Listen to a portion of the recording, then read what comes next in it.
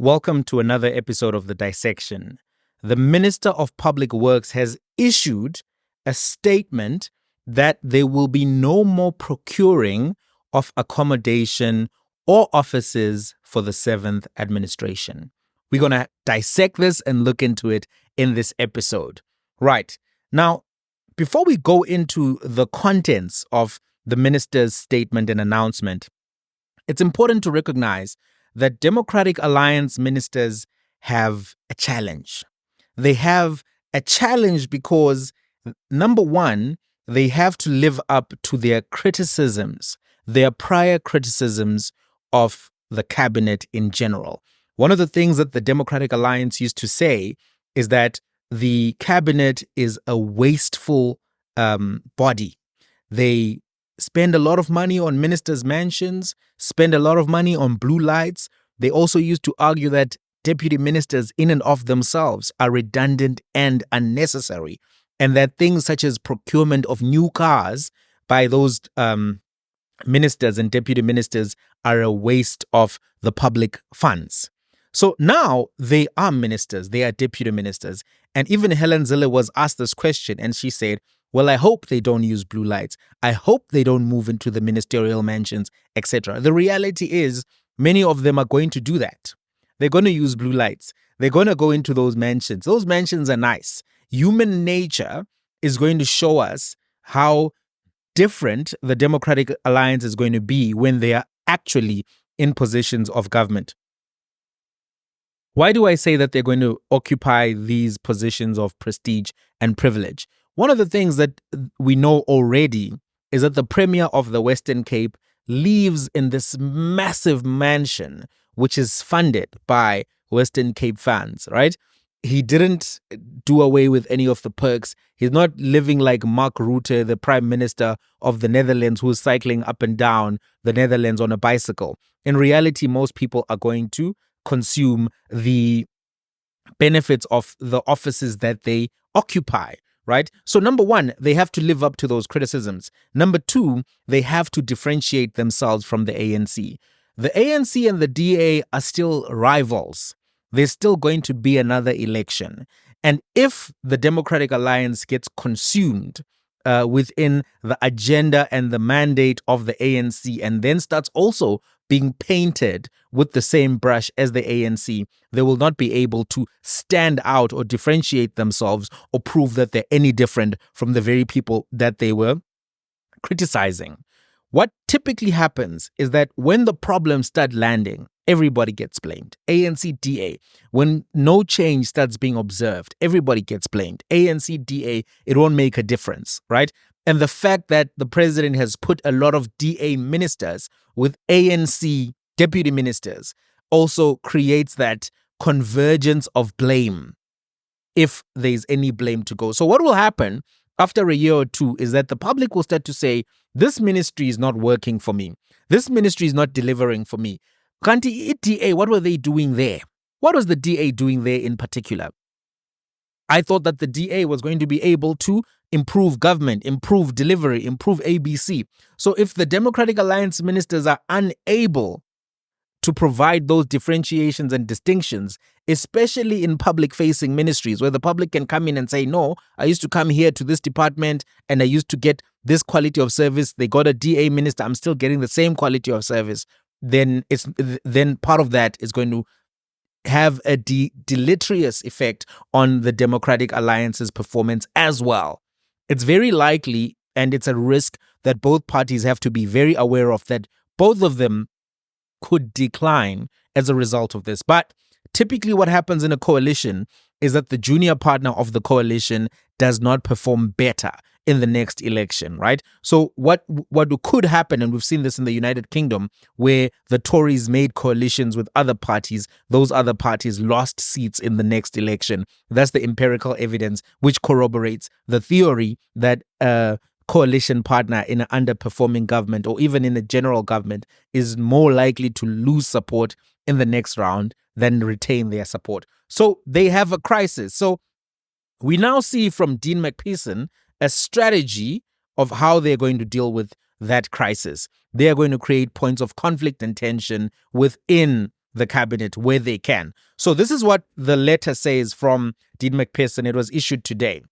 Existing state properties are to be used. The Minister of Public Works and Infrastructure, Dean Macpherson, has confirmed that while the Department of Public Works and Infrastructure is facilitating a smooth ushering in of both the executive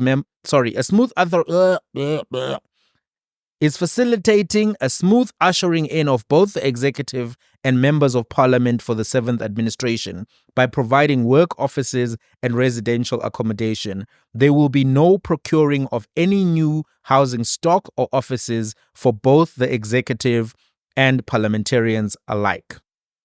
Minister Macpherson has indicated that allocations will be made from the existing state properties and that no request for new procurement will be entertained.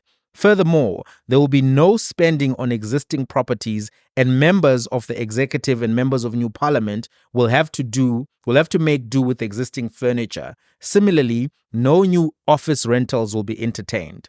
As the department responsible for the accommodation of the executive and members of parliament, we will house all members from the available properties of the state. We will not rent or lease any accommodation or office space.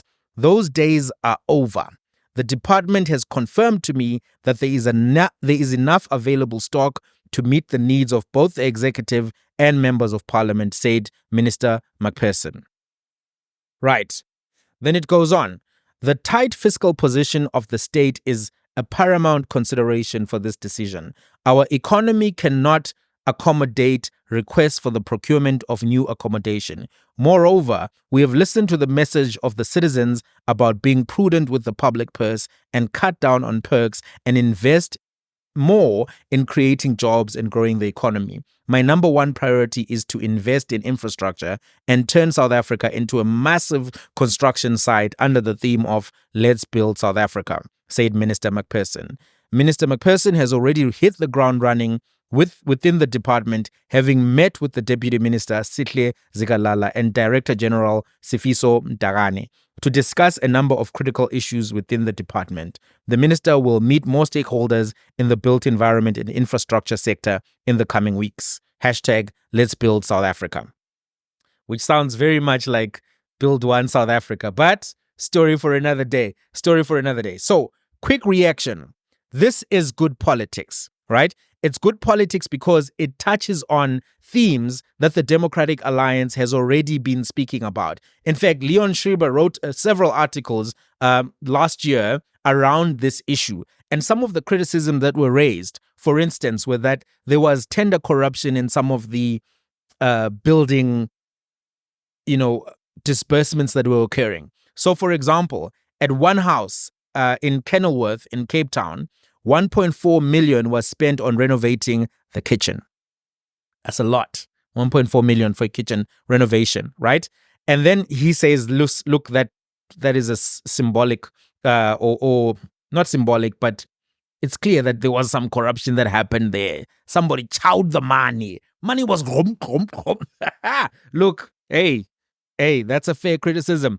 Then he says, at a house in Waterkloof in Pretoria, the state paid more than 400,000 rands to fumigate to get rid of cockroaches. And at least 54,000 was paid to replace a broken curtain rail at a house in Waterkloof Ridge in the capital city.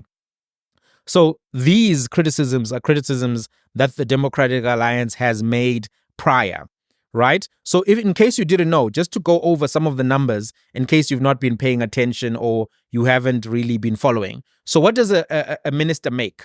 A minister makes 2.69 million per year, which translates to 224,000 rands per month. This is gross before taxes and other deductions. A deputy minister makes 2.2 million a year, which translates to about 185,000 per month before any of the deductions. An MP makes 106,000 per month, right? So there's a big difference between what MPs are making, what ministers are making, what deputy ministers are making. Many people feel that these individuals are overpaid. What do you think, though? Do you think that they're overpaid? Do you think that they're making too much money for too little delivery? What do you think? Let's have a conversation in the comments about that specific question. So part of the DA criticism is that, listen, these ministers make a lot of money, but they've been taking advantage of the public purse. Some of these things they can do on their own money, buy your own furniture, for example, if you want a couch, if you want whatever the case may be. Then the criticism then went on. 30 million was spent on water, electricity, and refuse bills, while 13 million covered municipal rates. I don't think that this is really going to change, right? I think that ministerial mansions in general are expensive to keep up, and there's nothing that you're going to do about municipal rates. Then, on at least 388 occasions, South Africans paid for the maintenance of the swimming pools where ministerial cadres lounge after a long day of mismanaging our country. These are DA words around this. So this has been the politics. And to insulate the cabinet members from load shedding, more than 9 million was spent on installing and maintaining generators at the mansions.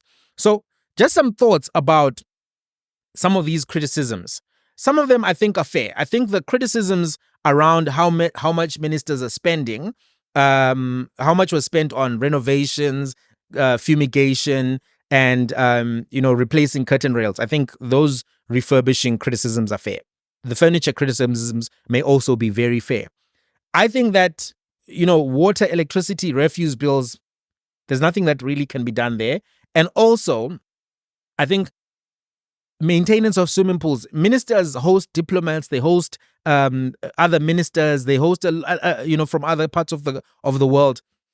There are certain amenities that come with being a minister that are going to cost money, and there's nothing that really can be done about that. Whether it's DA, ANC, MK, or any other new party that comes into that position. But we're going to look at the numbers in detail because I want us to dive into the numbers, right? So then there are personal costs. Ministers and deputy ministers employ about 624 staff members to help them to execute their duties. The criticism was that there are also maids, household aides, who are hired to take care of those ministerial mansions. Those are some of the staff members. Now, I don't know if they want ministers to clean their own homes, mansions. You know how big a mansion is, right? Like, is a minister really going to be able to execute the duties of their office and then mop their own floor? Should they pay for their own helpers? I don't know. What do you think from that salary of 2-point-something million? 2.6 million? Should they pay for their own helpers in the house? Should they get their own domestic stuff? Do you think that's fair? Also considering that they will probably still have their own households where they are paying for domestic stuff out of their own pockets as well. So what do you think about that particular thing? Now, let's go into the real stuff, because I actually got the Department of Public Works budget and looked at the allocation of resources just to explain it to you so that you understand where things work. There are 5 cost drivers in the department. 1 is administration. 2 is intergovernmental cooperation. 3 is expanded public works. 4 is the property and construction industry side of things. And 5 is prestige. Right. Over the medium term, the department says that they will continue to focus on creating work opportunities and facilitating skills development in the construction and built environment sector. Right. 87.4% of the department's budget is allocated to this role. And then an additional amount of 6.8%, right, covers the compensation of employees. So between the construction and development side and the employment side in terms of the compensation of employees, you've already got 87.4 plus 6.8. That's already 94%, 94 point something percent, right? Let me do that maths real quick. That's 87 plus 7, 94, 94.2. 94.2% of the department's budget goes on skills development in the construction and built environment sectors. There are 5 programs, like I said: administration, intergovernmental cooperation, expanded public works, property construction and industry, policy and research. Now, when it comes to prestige projects, I'm probably mispronouncing that word, but when it comes to prestige projects, right, The prestige policy is the one that deals with the accommodation and state funds for activities. Sorry, private prestige accommodation. Hold on, let me read this properly. What does the prestige policy deals with?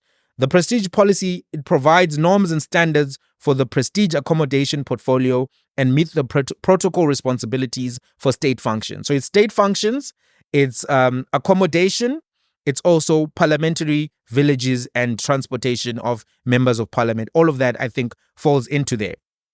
When you go into the budget, deeper into the budget, how much do you think is being spent? Oh yeah, by the way, the total budget for public works is 8.9 billion a year. Out of that number, only 80 is actually spent, 80 million is spent on prestige, which is ministers, MPs, etc. 80 million out of the 8.9 billion. That's less than 1%. Of that number, the payment of capital assets for 2024 is 5.9 million. This is actually what was going to be spent on new accommodation or anything to that effect, right? The real cost drivers in that department are compensation of, not the, in the policy side, in the prestige side, compensation of employees, 30.2 million a year, right? And then also goods and services, 31.8 million. Those are the big numbers. And this is coming from their own document. The big cost factors where money is being spent are in level 3 and 4. Level 3 or program 3, which is the expanded public works program, that's where 2.68 billion was spent in 2023. And the property and construction industry policy and research, 4.7 billion was spent in 2023. So this is good politics and optics for the Democratic Alliance, right? To say, hey, we're going to deal with all of this stuff and we're going to deal with it aggressively and effectively. But in terms of how much of a difference does it actually make, it doesn't make much of a difference in that it's only dealing with less than 1% of the expenditure in that particular department. 1% of a large amount, 1% of a billion is a lot of money. This is 0.87%, right? 0.87 of a percent. So it's less than 1% in that respect. So when you think about it, this letter from the minister is an interesting blow, right? In terms of that, look, they're coming there, they're saying, no, comrades are wasting money. Many people who have that perception will say, yes, deal with the comrades, deal with these people, they're wasting money. But in terms of like the bottom line,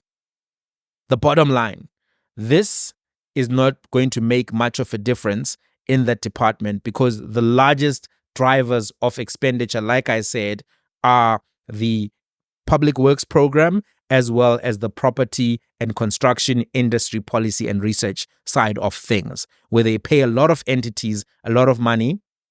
And those entities obviously are important. But if we're going to have a conversation about where really do the changes need to happen, there needs to be a conversation about a lot of these entities: the Construction Industry and Development Board, the Council for the Built Environment, the Independent Development Trust, the Construction Education and Training Authority, the Property Management Trading Entity, the Assistance to Organizations for the Preservation of National Memorials, the Infrastructure Development Coordination. All of those things, that's where the money is really going, the real money.